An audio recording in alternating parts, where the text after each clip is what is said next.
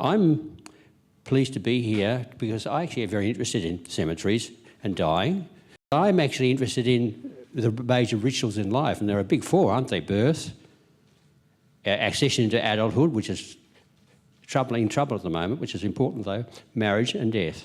If you look at the census, for the last three censuses, the number of people who said they had no religion went from 19% in 2006 to 22% in 2011 and to 30% in 2016. And if you look at the number of the people who are between the ages of 21 and 34, that's at 39% now. So the world is becoming less religious. It's also probably becoming more spiritual. And I think it's important to distinguish the rise of spirituality that's accompanying the decline of religion. And these are long-term trends which actually do shape the future of our consciousness and how we think about those big rituals of death and dying and birth and marriage. And it's important that we understand behind these mindsets there are very big social changes and also technological changes. Imagine having a ceremony here in this place and somebody wants to be represented and can't get here. They can be telepresent. Now they can appear on Facebook or they can fit on the screen and give a talk. But with a robot, they could actually put a pile of flowers on a grave or do other things. So active usage. So that's, again, a need to participate but being unable to be there, and the need to society to invent new technology to do that. And all technologies are the same in that way. So they're not actually shaping the world. They are following the fundamental needs that we've always had in a world that's changing socially. And it's important to understand that difference. So when you start planning the future of this place, you need to think about what do we want to make happen and how we can use technology to make it happen, what we want to make happen better. Australia is an over-managed and under-led country, yes? We manage when we should lead, because the manager reacts to change and the leader shapes change. But let's talk about the whole nature of social change now and how we can actually understand what's happening to us in this world.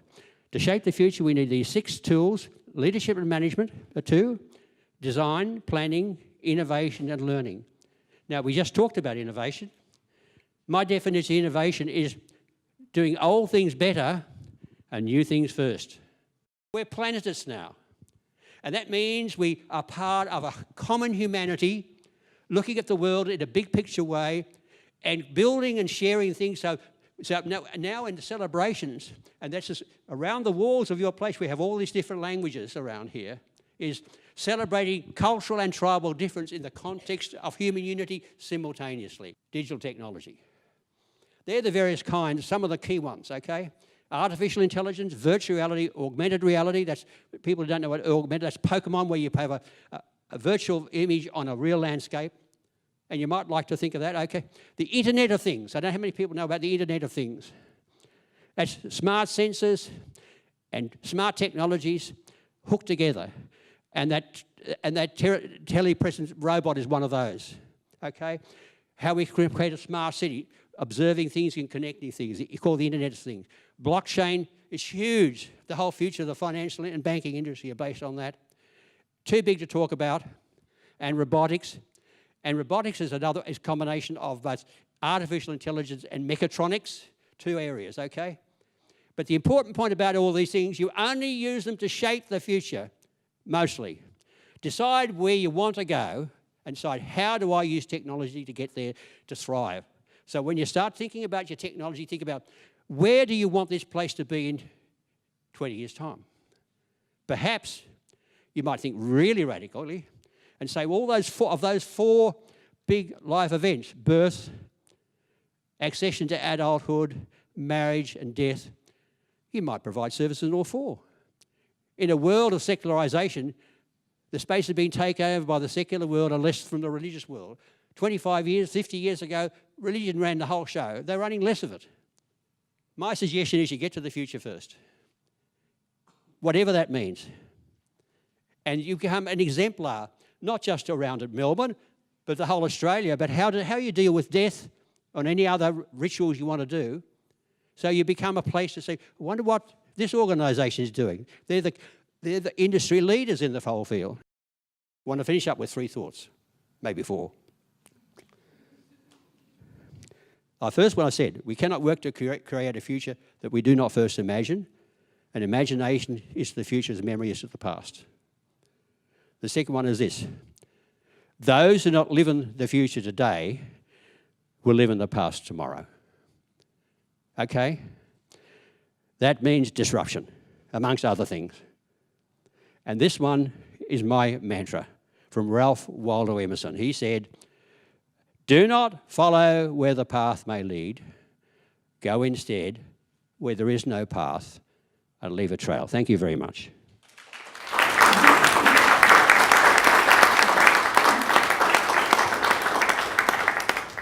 You talked today, Peter, at length about leadership and innovation in society and perhaps the absence at times thereof. What do you see the future looking like for the cemetery and funeral industries in those segments? Well, that's the what will be question. That's important to ask that question. In other words, where will society take you? If you just take your hand off the tiller and you go where the tide takes you. You know, tides never take you to paradise, usually on the rocks. Never lose sight of getting a good idea about where you want to go, what your destination should be.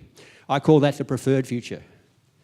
The probable future is what we're going to get if we do nothing. Okay?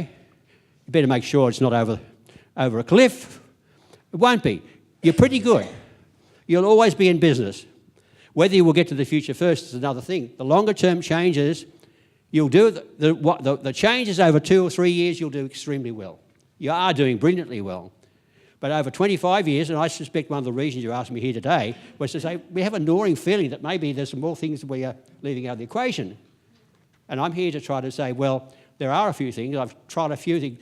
But don't let yourself be seduced by technology, important as that is. Do that to communicate more effectively. Do all the things that technology is wonderful at doing, allowing people to be present at ceremonies when they're on the other side of the planet, and so on and so on.